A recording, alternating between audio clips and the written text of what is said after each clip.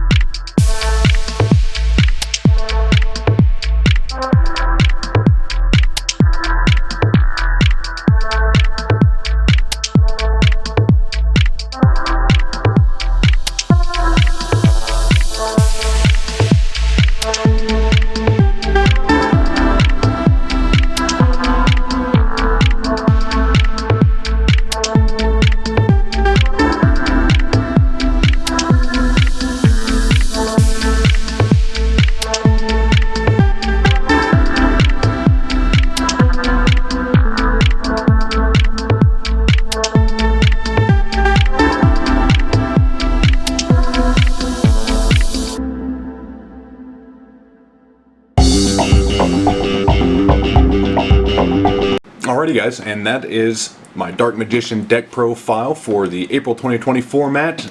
It's a fantastic deck. It's a brutal deck and extremely hard to get around. I love this deck so much. Just so you guys know for future videos, I'm a diehard Dark Magician fanboy. I love the deck, I love the archetype, everything about it. It's just insane. So as promised, some budget options that you can utilize with this deck. I mean, unless if you got the money to spend $300, $400 on this deck to get some of these cards, by all means.